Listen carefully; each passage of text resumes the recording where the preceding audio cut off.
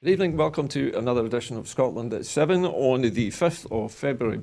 I'm Gordon Ross, and joining me in the studio this evening is our special guest this evening, Professor Iain Docherty, who is the Dean for the Institute for Advanced Studies at Stirling University. Welcome to the programme, Iain. Hi, thanks for having me.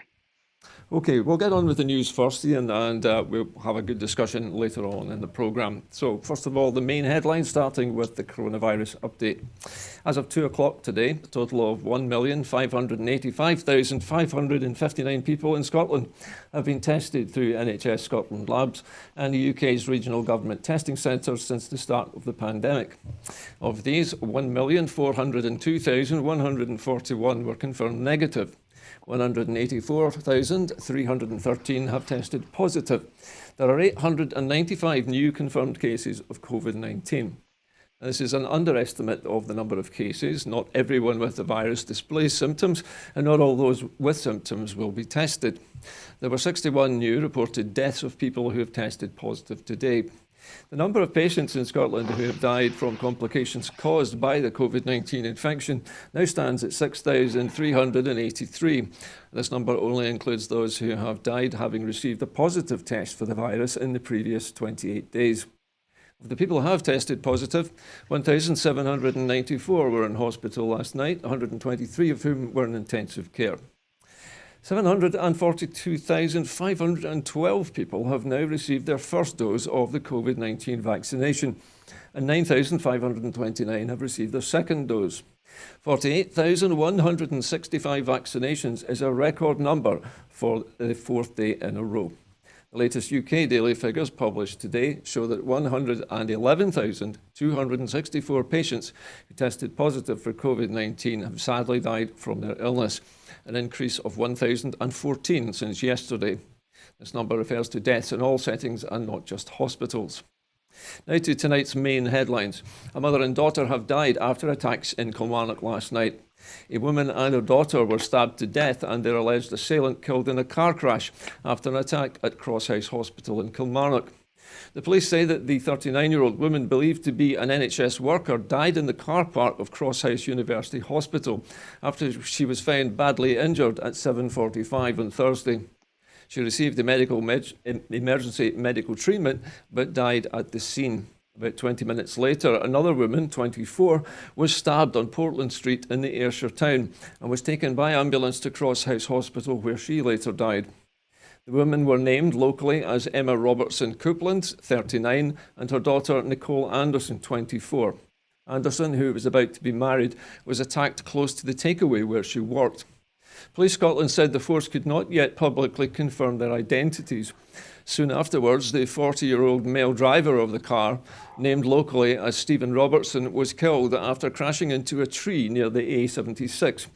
Paramedics and police found him dead at the scene. The police said the incidents are believed to be linked, but were not terror-related. And now, an update on the vaccination programme. Giving an update on the rollout of the vaccination programme in Scotland, the Health Secretary, Jane Freeman, said all those aged over 80 should now have been offered a vaccine, and invites will have been sent to people who are between 70 and 79 years old, and those in clinically extreme and vulnerable category. We appreciate that some people may have changed address and or their phone number and may not have received a letter or phone call. If you are 80 or over, or housebound and you have not had a phone call or a letter, you should contact your local GP. We're on track to make sure that those aged 70 to 79 and people aged 16 and over who are shielding will have received their first dose of the vaccine by the middle of February, supplies permitting. If you're in those groups and have not received an invite for your first vaccination appointment by the end of this week, you should call the National COVID Vaccine Helpline on 0800 030 8013, which is open daily from 8 a.m. to 8 p.m. We want to get the vaccine into arms as quickly as possible. Vaccination teams and health boards across the country are working extremely hard to achieve this, and I'm very grateful to them. We continue to urge everyone to take up their appointment when they're offered one. And community testing is to begin in Fife. Scotland's next community testing site for people without COVID-19 symptoms will open in Cowdenbeath in Fife next Wednesday, the 10th of February. The centre will open from 8 a.m. to 8 p.m. Monday to Friday, and initially from 11 a.m. to 5 p.m. Saturday and Sunday.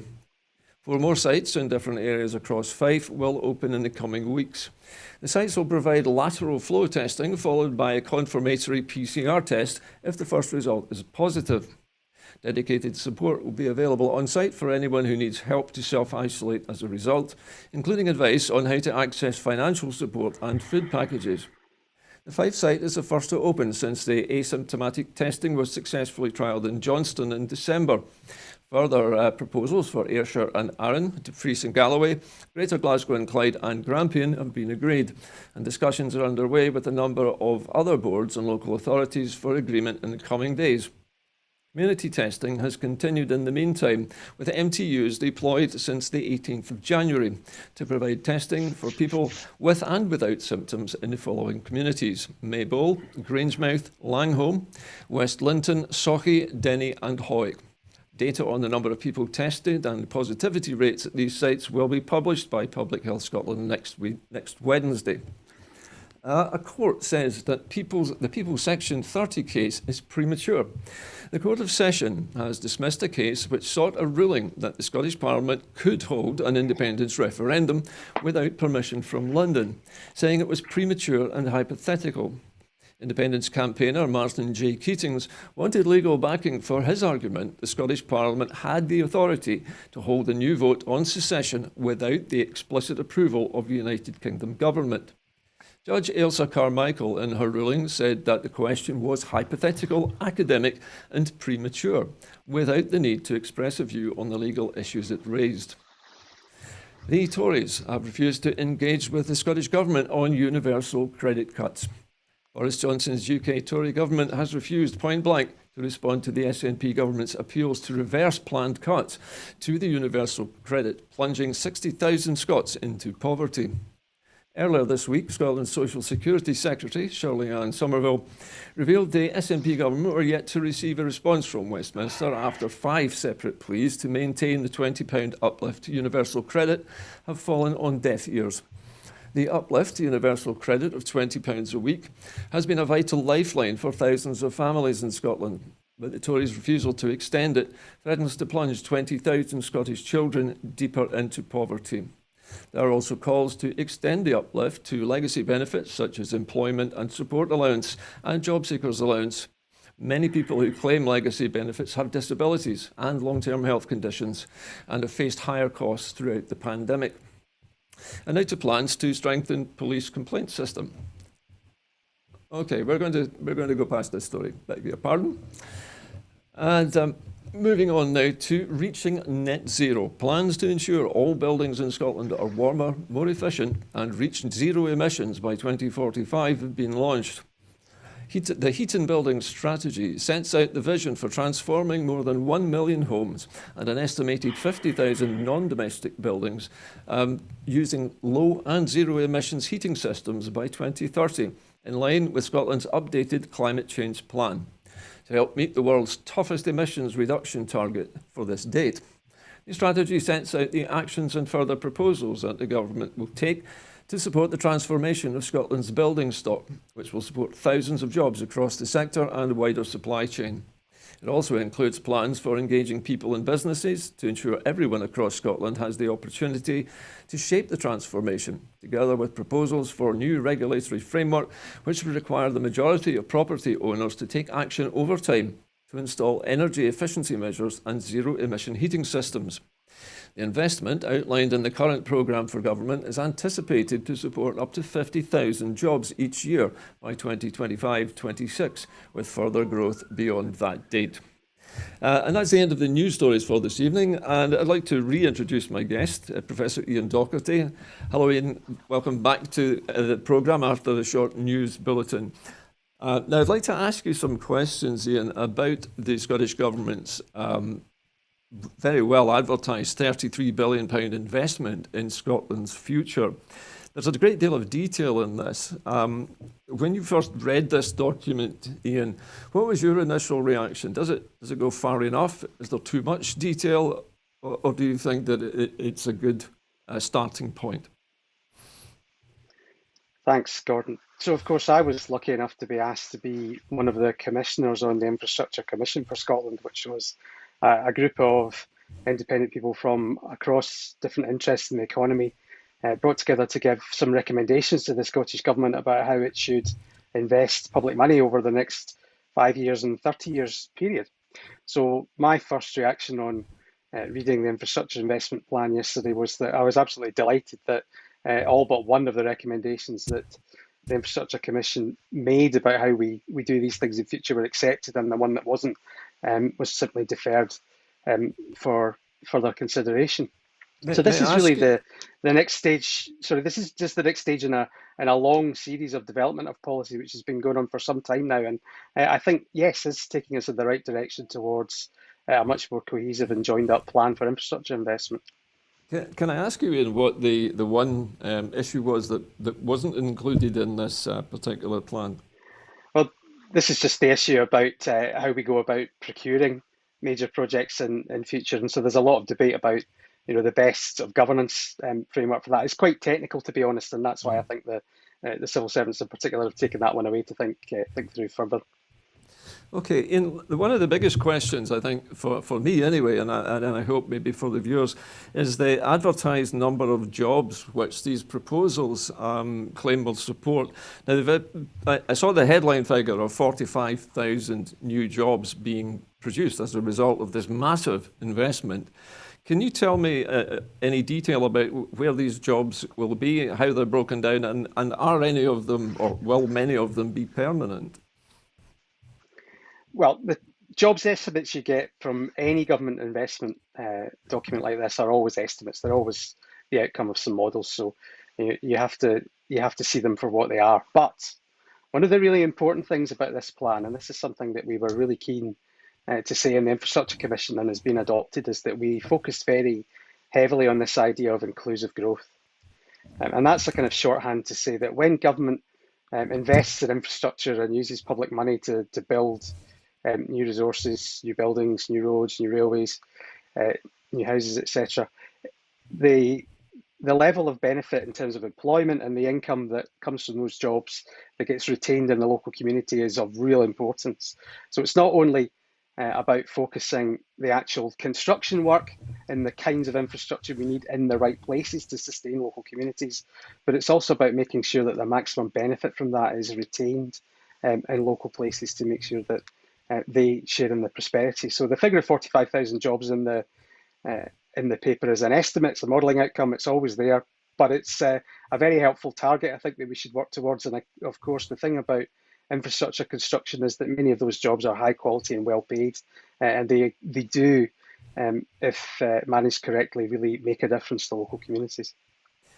In how much of the work involved in this very ambitious project do you think will be sourced from Scottish companies, and how much may have to be brought in from outside? This is a question people have asked me actually online recently. How much of this work will go to Scottish firms? Is there any estimate for that? Um, I'm not aware of any public estimate for that that's been published because the answer to that is, of course, it's the classic. It depends. It depends on the individual project. It depends on the individual sector of infrastructure construction that you're speaking about. So, the very largest projects, and I'm sure many people will remember the controversy about the supply of steel for the Queensferry crossing. On these Indeed. very large single projects, there's a really difficult balancing act sometimes to be had about the price of these materials and how much infrastructure your public money is going to buy you, frankly, versus the direct employment mix in relation of how many jobs in Scotland are created and how many elsewhere. So, these are the things which the public sector, when it procures infrastructure, thinks about a lot. Of course, there are complex legal frameworks, and we've still to see how the post-Brexit provisions of state aid play out in practice when we try to procure these big projects in future. But Scotland has quite a good record at localising the benefits of these projects. So we've got lots of experience in that regard, and I'd be quite confident that we should be able to do a reasonable job on that. Okay, thanks for that. Okay, my next question, Ian, is actually to do with initially what this project is going to provide. Now, I notice from the report, reading it today, that Healthcare facilities, schools, and local facilities across Scotland are in the plan. Was there a shortage of such facilities before now, or was it just the fact that some of these facilities have decayed or are no longer suitable for their purpose?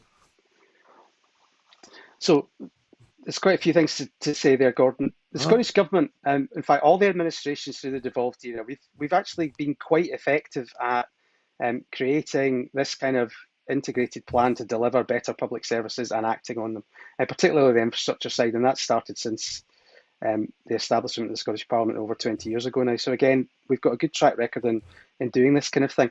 What this cycle of planning, I think, is about is a couple of things. One is bringing together plans for different kinds of infrastructure so that we make better decisions and try and create even better value for money when we invest. And so one of the really important things in this plan is that it tries to set up decision making so that instead of having everybody in Transport Scotland developing their own schemes in financial isolation from what colleagues in the health service or in schools or indeed in higher education are doing, that there's a more cohesive and joined up view inside the Scottish Government about what our priorities across the country are. So that's between sectors, say between transport, education, healthcare, but also between different parts of the country, because obviously these things, the demands and the requirements vary geographically as well, because what an urban community in one of the bigger cities requires is going to be very different from small towns or areas in what we would call deep rural locations, the islands, Highlands of south of Scotland, for example. So this is about being more effective and spending public money better, frankly, by making decisions in a more joined up way.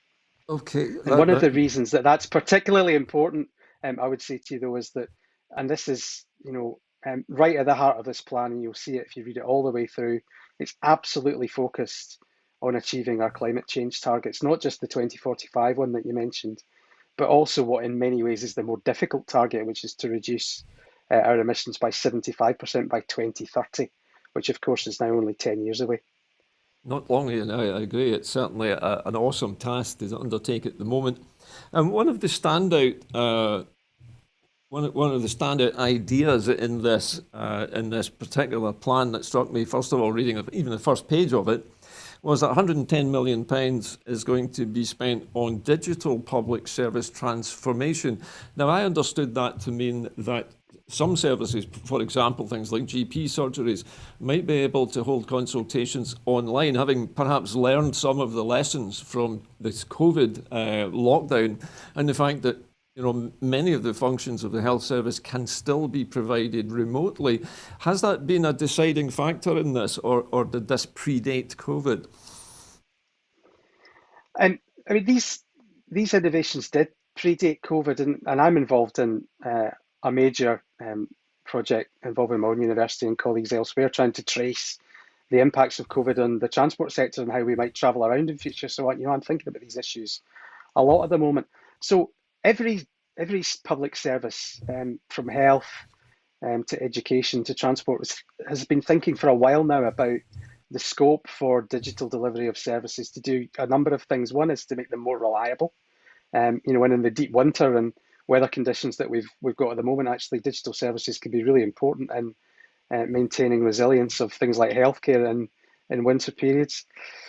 And also in terms of being able to have people working remotely. We've all got used to what's been called Zoom shock this week, but the idea that instead of my being in the same room with you to do this interview, here's me in front of my bookcases, in front of my laptop, and we're doing the same kind of thing. And of course, lots of the economy has pivoted to working online in a way that we really didn't think was going to happen for 5, 10, 15 years if we'd had this discussion a year ago. So, these things have been sort of theorized and thought about for quite some time. We were forced into this great experiment of making them work over the last year or so, and we've learned a lot of lessons from that. So as I say, we're doing this. My universities across the country and across the world, of course, have moved to teach online and do many of their other activities online. And in health, as you say, digital healthcare, giving people access to not just GPs appointments, of course, but Yeah. hospital specialists that there may only be a handful of across the country. Being able to bring these people directly to folk wherever they are across Scotland, even the most remote locations, is really important. And finally, on that, also using digital services more is going to help us reduce our carbon emissions and our carbon footprint. So it's all part of this joined up efficiency, resilience, decarbonisation agenda. Um, s- Sort of following on from the theme that you were talking about earlier on, Ian, and the integration of green transport into this plan. One of the standout phrases that I noticed in one of the paragraphs here was a term called active freeways. Can you flesh that out for us? What an active freeway is, and the £60 million for climate adaptation for the trunk road network. Can you explain what an active freeway is? Sure. So people will probably know the term active travel now, which effectively means walking, cycling, and this new term that we've got, wheeling, which is for people in wheelchairs or other wheeled devices. But this is the idea that, instead of using the car for the short hop to the shops or any of those journeys that we could walk or cycle for, let's do it properly. We've known for a long time, though, that the quality of the infrastructure we provide to help people do that really makes a difference.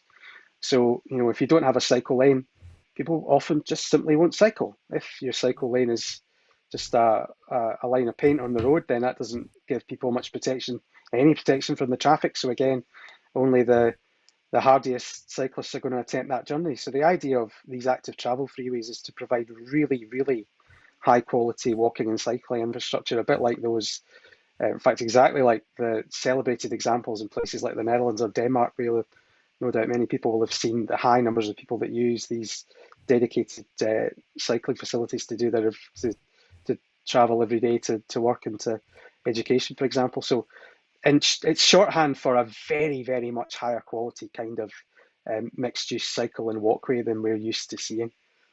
And on the trunk roads issue, sorry, just to follow up on that one, Yeah, that's simply about trying to weatherproof the network so I that we can understand. avoid the kind of scenes that we see on the rest of me, thankfully, the 83, and of course the conditions that led to the tragic rail accident at Stonehaven last year.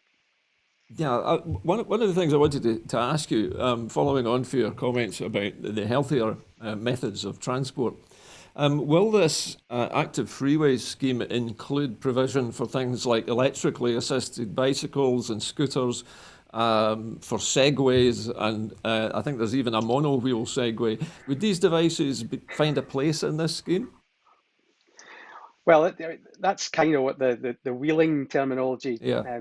suggests and points to, of course, but we're really not sure about that yet because, you're probably also aware that the whole question about the idea of whether electric scooters is a good idea is, pretty controversial. So right now there's a debate about whether the trials of the technology in certain places across the UK, because they're only permissible if the UK government changes the regulations about their use on roads and pavements.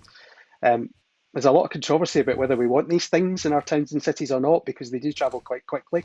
And there is some evidence from cities across Europe that have been more liberal in introducing them, where they've been there for a while. A couple of things happen. One is that they tend to get kind of abandoned. The higher type scooters, the Lime things that have been in Paris for quite a while, they get abandoned on pavements and even in the road, and there are safety hazards from that. And actually, there's also some evidence that the safety record of people using these things is pretty bad.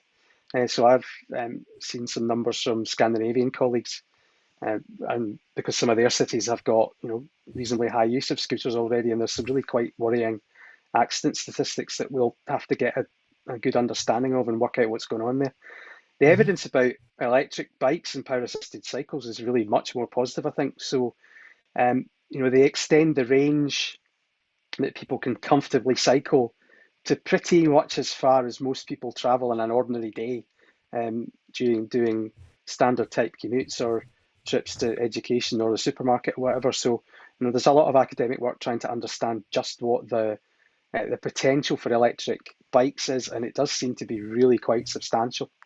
And so, just to link that into one other thing, which perhaps hasn't had quite as much attention in the coverage of the plan and the other transport documents that fed into it recently, is that the Scottish Government set this really, really quite ambitious target now of reducing car kilometres by 20% over the next 10 years or so.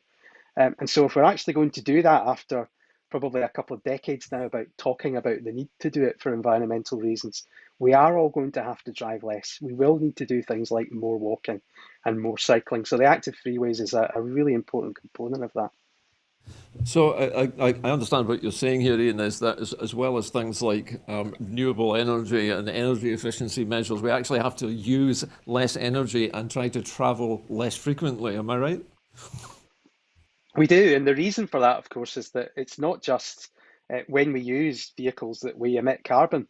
Um, the manufacturing process accounts for something like a quarter to a third in some cases of the carbon content of the vehicle over its lifetime. So there's a kind of a simplistic view that comes over in the media, and particularly, of course, the motoring press sometimes that, oh, don't worry, we'll solve the problem once we've all moved to electric or hydrogen vehicles. But actually, that's not quite true. We are going to have to do without some of them and some of the car and van based mobility that we've got. So we have to electrify all the vehicles we've got, but we do have to have fewer of them and use them a bit less in future if we're going to get to net zero. I notice also, Ian, from the plan that £287 million has been earmarked for something called the Future Transport Fund. Can you give us more details of what the Future Transport Fund will deal with? Yeah, well, my understanding of what the Scottish Government wants to do with that is to try and stimulate a lot of these new technologies and to see if we can accelerate the adoption of not just electric vehicles. This is not just cars. This is all the other vehicles that we depend on across the economy. So, for example, small vans. We've all become used to possibly using online delivery services too much during the pandemic, and that's a major issue for the amount of van traffic we've got if we tend to shop online and not as much on the high street anymore. But something else this fund is going to do is think about the other kinds of use of technology in terms of making it easier for us to book an on-demand journey, maybe from kind of future dial-a-bus services or other on-demand transport like that, and to make it easier for us to use a single ticket for our journey as well. So, there's a lot of work across the economy, across industry, and across agencies of the Scottish Government trying to apply innovative IT technologies to the transport sector to make it easier for us to get around without using our cars or burning as much carbon as we used to do. Thank you. Well, I'd like to return just briefly to the subject of the digital infrastructure. And there's mention of a project or program called the R100 program. And I'm led to believe that that is involving the digital connectivity of Scotland. Is that the case? Have I understood that correctly? Yep, so that's one of the sections of the report that you've probably read in as much detail as I have, because as you said, there's lots to digest since the plan came out yesterday. I mean, on digital connectivity in general, um, it's really important for a number of reasons that we roll out the best possible digital connectivity across Scotland. So one, we're well used to this idea that social exclusion and poverty is dependent on how well people are able to access services. So how easy it is to get a job, how easy it is to get to college, how easy it is to get to a shop that sells good, healthy, cheap food. All of these things are well understood. What we're watching now is that as more and more of our daily lives move online, there's a digital equivalent, and we don't want to recreate the same kinds of digital exclusion or digital poverty that we still have, of course, in the physical economy. Now, I'm sure people watching the programme will be well aware of the debates that we've had about school kids' access to and the devices that they need to be able to do their education, their school classes online during the lockdown and when schools are operating remotely. So that's one really immediate and pertinent example of why digital communication is going to be more and more important. So it's about having as good coverage as we can possibly can, and that doesn't necessarily mean the highest possible speeds. Government's got a tricky task here. What we've got to make sure is that people are able to have this kind of access to online video demand services, because lots of businesses will rely on those. Equally, if we want to be able to have digital health which works well, you've got to be able to have a consultation with the medics where the technology doesn't get in the way. But at the same time, it's not really for the Scottish Government to make sure that it takes us less time to download Netflix. So what the government's digital rollout plan is all about is about making sure that we've got good enough high-speed broadband everywhere so that everyone can access the public services and participate in the economy in the way that we'd like them to do. And of course, just like any other fixed infrastructure, be it the transport network or the buildings that we operate our public services from. Resilience is going to be a really important issue. So, particularly in Scotland, with a relatively large landmass of the population we've got, making sure that the digital network and infrastructure is robust and resilient so that people can get online when they need to is going to be a really important part of that rollout. Um, Ian, with the legacy or the prospective legacy of poverty which will follow Brexit and the COVID-19 pandemic, it's mentioned here that £600 million is being made available for this digital project, this vast project.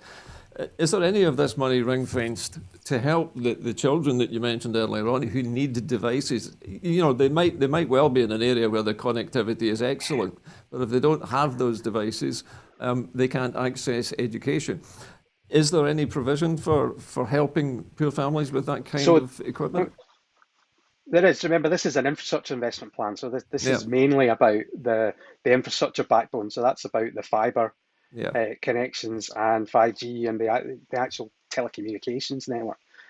Scottish Government's, like most administrations, been very acutely aware of the problem that you mentioned about access to devices. So it's bought tens of thousands of new devices to try and in the short term plug that gap for school kids and make sure that they've got a means of getting online and being able to consume the material and interact with their teachers in the way that in the best way that they possibly can. One thing I would add there, which is again quite interesting about the way that this plan really is, I think, more joined up than perhaps some of them in the past. We've long talked about the idea that we could perhaps generate some kind of network of community hubs where people that didn't have to travel long distances into work, nonetheless, might like to go and gather and be able to work in the same environment as other people and there have good access to very high speed internet and also just be in a workplace where they have social contact and they meet new people. So the idea of these hubs and the fact that we need to think carefully about how we regenerate town centres with less and less retailing in them and bring new kinds of activity into these communities is in here. And something I'd say from personal experience, which struck me through the lockdown, is that uh, in spring last year, when we were just beginning to come to terms with what might happen with a long period of universities being physically unable to welcome students and that we were going to have to bring our teaching and learning online um, in a way, in a scale that we hadn't thought about before. We immediately assumed that it was going to be access to high quality broadband that was going to be the biggest issue, and that wasn't actually the case. We did have some feedback from students about making sure that they had the right device to be able to access teaching online, and that's also an issue as we've discussed. But what really struck us, and we hadn't perhaps appreciated beforehand as much as was the case, that just having a high quality room, nice workspace for people to be able to use the internet in is actually a real problem. Because if you look across Scotland, we've got lots of people living in relatively small flats, houses, and it's become um, a, quite a common sort of refrain to say, lockdown's really hard for a lot of people, but imagine being a single parent in, a small flat with two or three kids to try and manage. So that is really, really hard.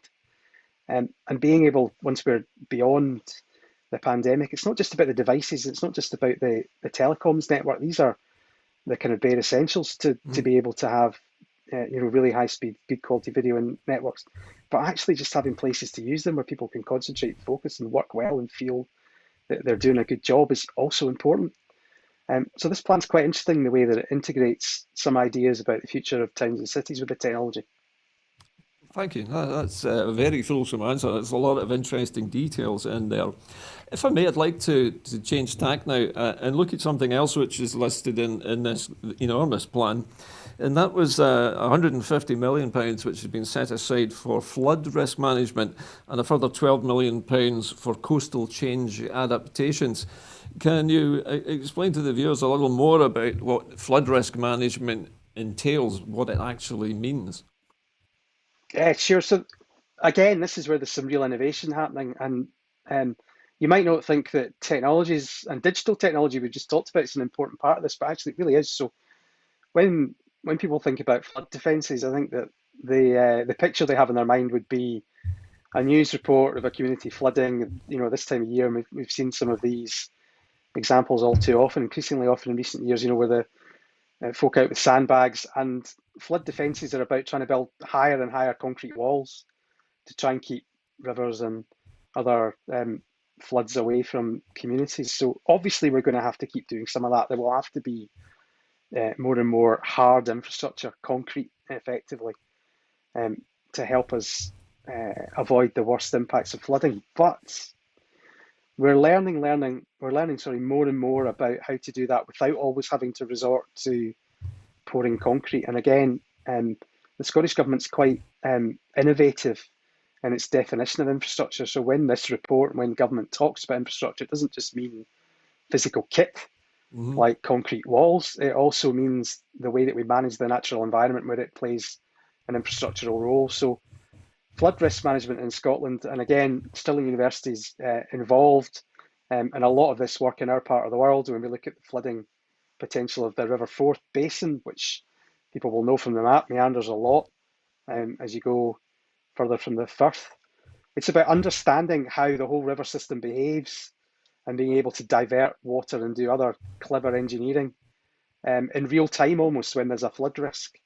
Yeah, So flood management for the Forth in future, could be a combination, for example, of having, really big, meaty and structural barriers around key bits of other infrastructure, like perhaps Grangemouth, but also using sensors and using the internet so that we know in real time, in great detail, how the river system is operating, as it were, and also making sure that we plan the floodplain and we manage the natural environment properly so that we avoid the worst impacts of flooding. So looking at it really from both ends, Ian, you're looking at the physical nature of the countryside and looking at areas where, let's say, for example, there's large flat areas where flooding can be allowed to happen or even encouraged to happen rather than it happening somewhere more densely populated. Well, that's exactly right. And of course, by definition, a floodplain is exactly that. But what the technology enables us to do is to try and manage that much more carefully. Okay, well, that's excellent. Another thing that stood out for me, and one of my major interests actually in this entire scheme, was the National Manufacturing Institute. Now, it was originally, it was an SNP plan originally, wasn't it, to open a new manufacturing institute. And I understand a further £75 million has been put towards that. Where will the institute be situated, and what kind of manufacturing will it be covering? Well, there's been a site identified for the core activities of the institute out towards Glasgow Airport, so just east of the main airport campus, and that, of course, is one of the sites that in the Glasgow Connectivity Commission, which was another independent commission I was fortunate enough to be asked to be part of. We looked at all of the developments along the whole sort of metropolitan River Clyde from Lanarkshire through the city itself out to the airport and beyond, where there's a lot of really accessible locations where we can do a lot of really exciting things in terms of economic development over the next 20, 30 years. So there's a site there's a site there that's been identified, but of course not all the work in the institute will happen there. It will be distributed across Scotland and several of the universities that partner with it, and of course private sector firms as well, as you might expect. In terms of what kinds of manufacturing that research will go on there, just about anything that's important, I think, is the short answer to that. So, this is not the first of these campuses that you've seen in major cities across Europe. Indeed, there's a much more focused but a really quite successful one in Sheffield, where that city's traditional strength in metals and production engineering has led to the location of a centre for advanced manufacturing there, and they're really successfully collaborating with Boeing and other firms on developing a kind of future for the historic industries that have been in that part of Yorkshire. So what I'd expect the equivalent integrated manufacturing institute in Scotland to do would be to do two things really. One is to identify where the high value manufacturing opportunities for the Scottish economy are in the future. And of course, the way that global supply chains are changing, we're beginning to think that there will be more distribution of manufacturing back to locations like Europe than perhaps we thought a few years ago, that some of that globalization of production might at least slow down, if not actually reverse, and some more manufacturing come back to us. But obviously to do... Sorry, carry on. No, no, but I was going to say, obviously, just to look at the manufacturing strengths of the Scottish economy as we've got them at the moment, and clean energy, hydrogen, marine engineering, and the shipbuilding sector, which of course absolutely should be diversified to be much more than about military ships. It needs to be about a much bigger marketplace for that. There's a whole range of sectors, from nano engineering to good old-fashioned heavy engineering that centre could look at. Ian, just following on from what you were saying about shipbuilding, I also noticed that one of the projects which is to be funded is the manufacturing of 2 new ferries for the island routes. The idea of which is for these ferries to provide 24-hour continuous transport between the islands and the mainland. Given the fact that the government, the Scottish government, has had a rather difficult time, shall we say, with its involvement with the design and procurement of ferries, has there been any discussion on how these new ferries are going to be procured? Will it be done the same way, or have they learned some lessons from the previous experience with the two ferries which were still sitting, I think, down at Port Glasgow? I have to say, I don't know the answer to that. I'm not close to those discussions. All I would say on that one is that, well, I hope they've been learning from what's happening, because as you say, it's not been their finest hour, and I'm sure that we'll see lots more highly proper critique of the way that procurement's been managed. That's what we should all expect. I mean, one thing I would say is that um, with technology advancing so quickly, and with the imperative to do things like electrify the ferry fleet the same way as our road vehicle fleet, some of this stuff is hard and risky. And Indeed. you often hear from the private sector sometimes, that government should take more risks in how it invests.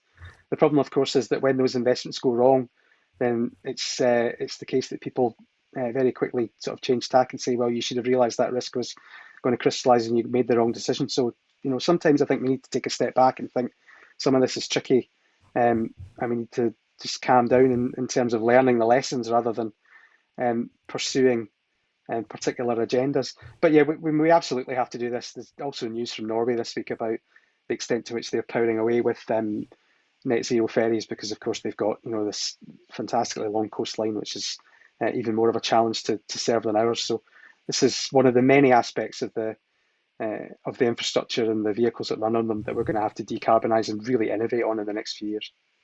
Ian, we've talked at great length about technology and the importance of technology in bringing Scotland to a net zero situation in time for these deadlines.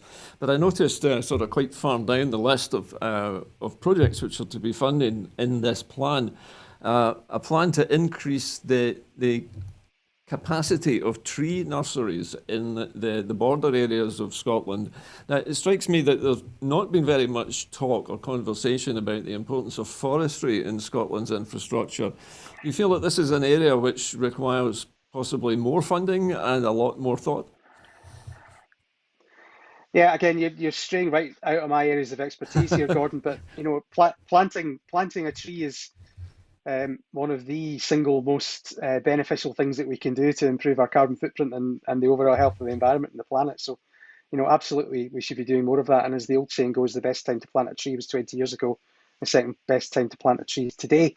So we really do need to get on with it, I think. And of course, there's lots of Scotland which is ripe for replanting, because of course most of it was forested originally, and very little of it is now. So, absolutely. Um, I'm sure that the government is thinking about this. There's also been a report from the Scottish Land Commission this week thinking through and taking some more steps towards a kind of more robust approach to the ownership and use of Scotland's land resource. So, there's a big prize to be won here if it's joined up. And again, of course, the southwest of Scotland, a region that never seems to get much attention, I have to say, in the kind of conversations about the future economy. The forestry sector down there, sorry, is really vibrant and really strong, an important part of the local economy, and could do a lot more. So, there are always going to be examples like that where there are success stories and you'd like government to invest in. Absolutely. And you'd find it hard to make a better case than forestry when you think about net zero. Okay, Ian Wilson, thank you for all of those answers. I have one other interesting item in a list of things. Now, I was Reading through the various plans for the different regions of Scotland, when I came to the northeast of Scotland and the Aberdeen sort of area, one thing that jumped out at me was a £60 million energy transition fund. Now, when I read that at first, and being focused on the northeast, is this intended to try to ease, shall we say, the businesses and the engineering businesses and the service providers in the northeast off the oil industry and into more, shall we say, green industrial supply chain? Is that the intention? Well, absolutely. So, we've traditionally come to talk about the oil and gas sector in Aberdeen and the Northeast, but I think we've all come to realise now that one, the oil and gas sector is going to become less important economically over the next few years because we simply just can't continue to extract the amount of fossil fuel that we thought we would. So we have to do something to safeguard the expertise and the high-paying jobs and the firms that are in that part of the economy. Again, we've got lots to learn from our cousins across the North Sea in Norway.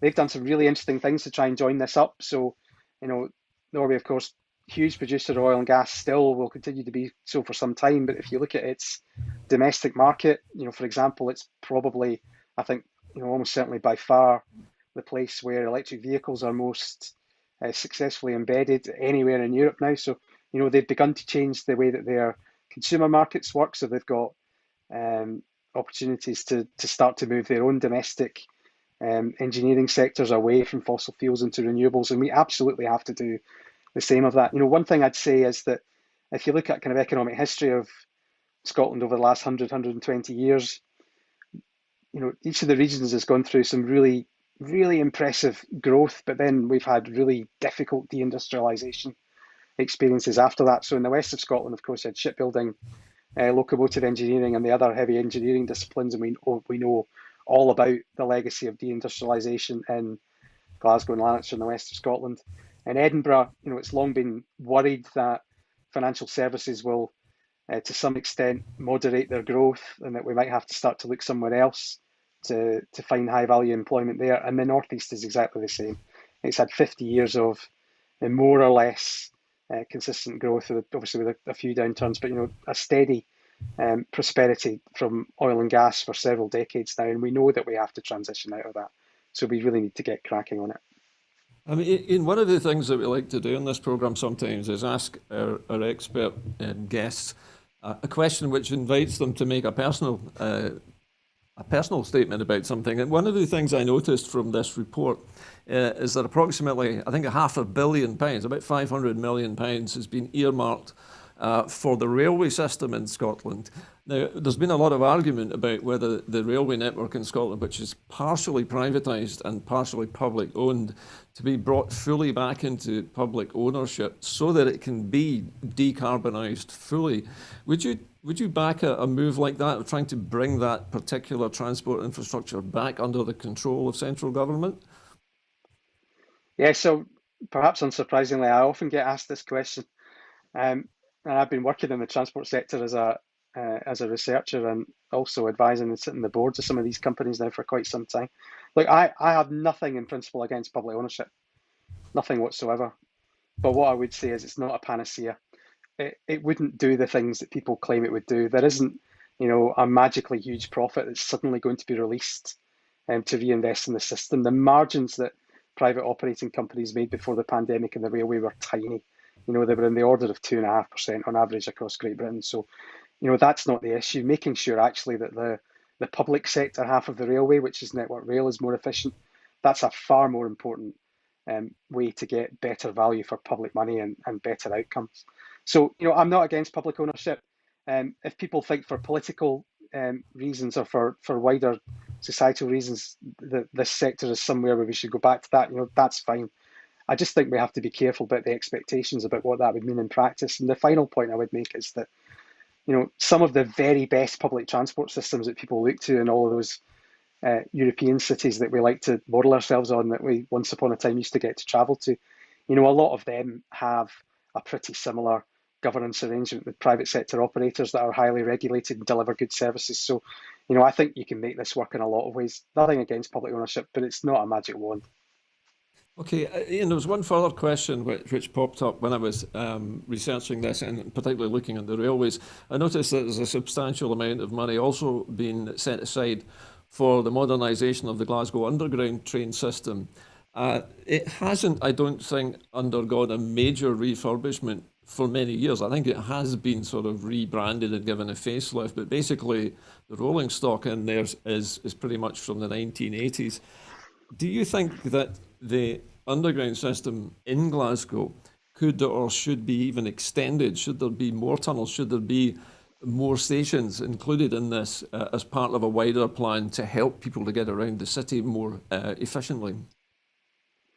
So of course, the issue about the underground, the subway is it's the only one in the world which is built to that size and standard. So, every time you want to buy new kit, new trains for it, you can't go to a factory that can show a manufacturer that can show you the last three equivalent sets of trains that it's built for cities elsewhere in the world. You've got to tool up and build them from scratch, and that's what makes it really expensive and why SBT's tried to keep the existing trains going for, this is 1980, 81 or so.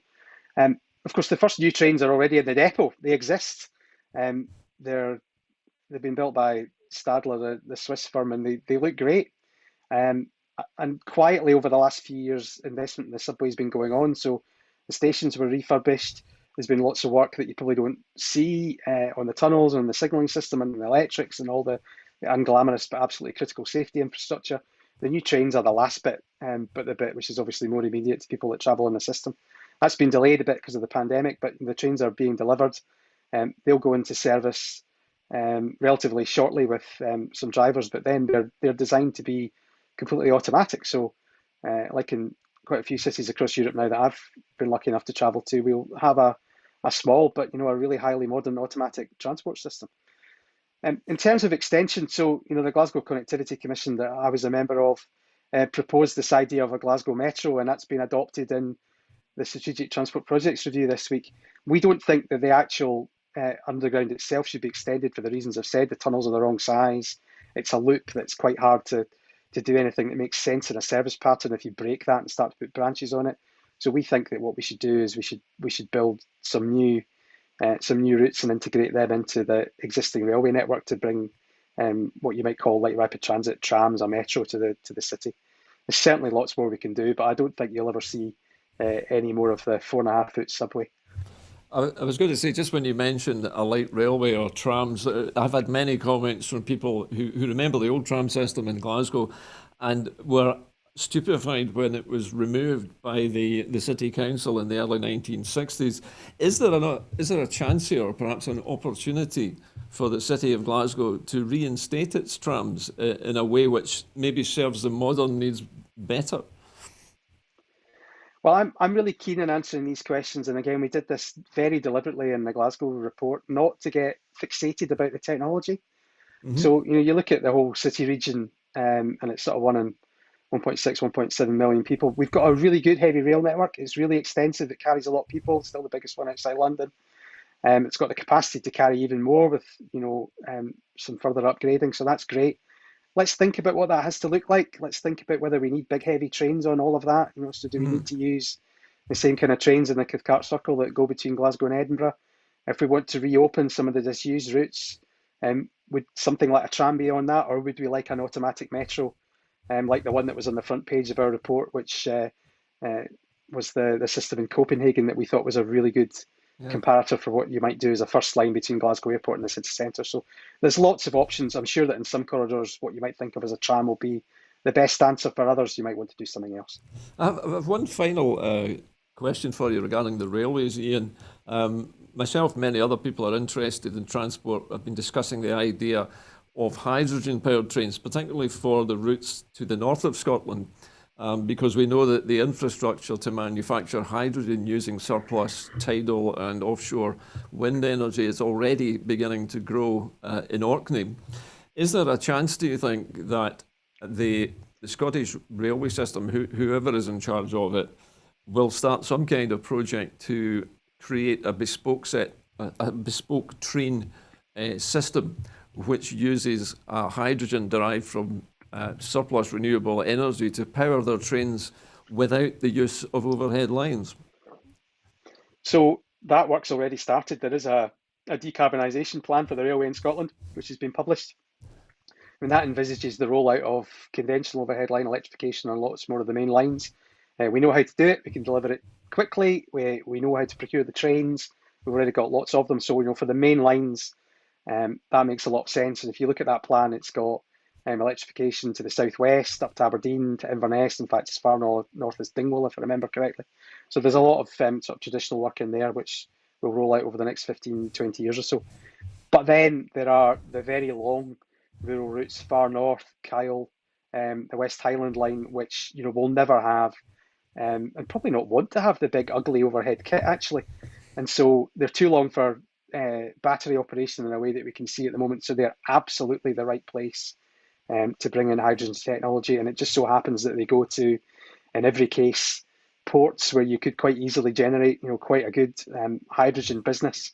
So there is actually real synergy here, I think, for the hydrogen sector all the way up the west coast and around the north coast as well. And the railways could be a really important early customer and showcase for what that can do. Absolutely.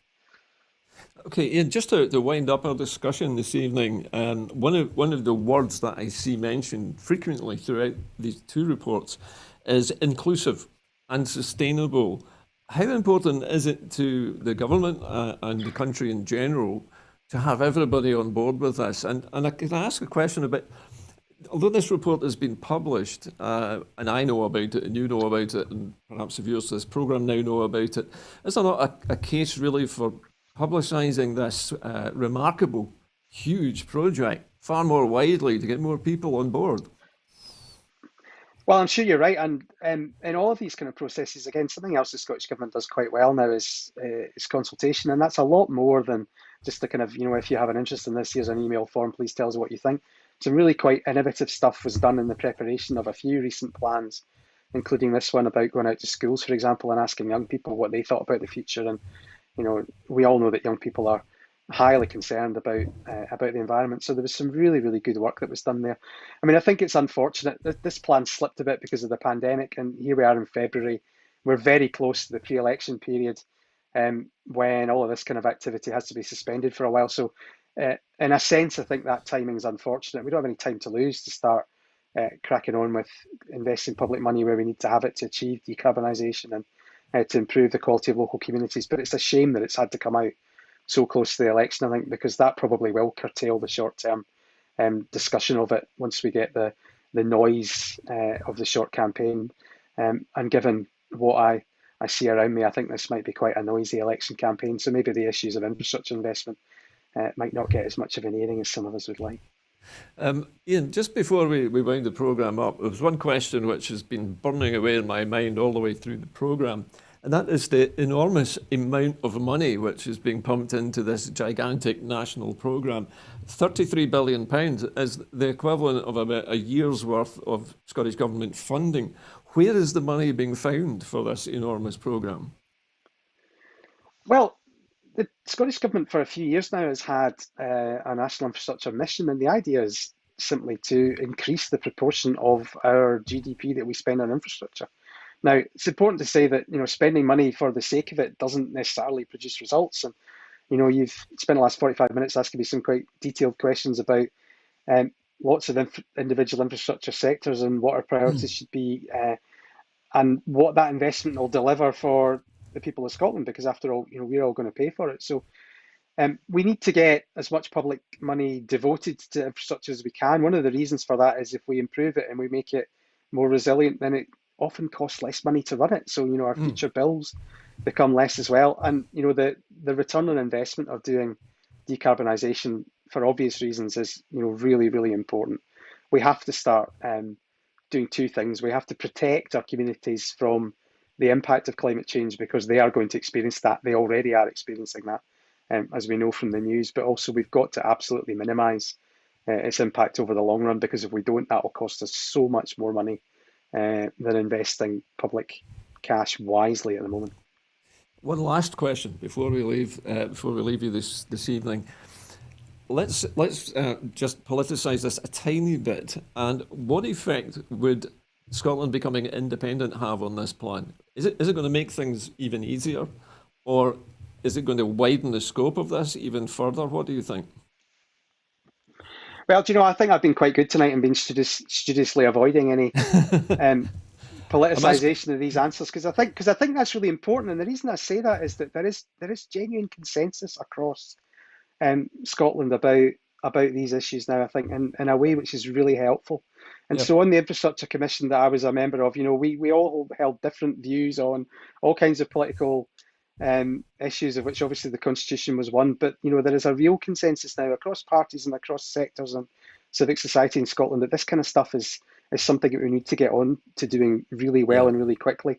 And I, for one, are really pleased that it's the net zero imperative, but also this idea of making sure that we improve social inclusion and attack poverty, which is part of this. So I think that's really welcome.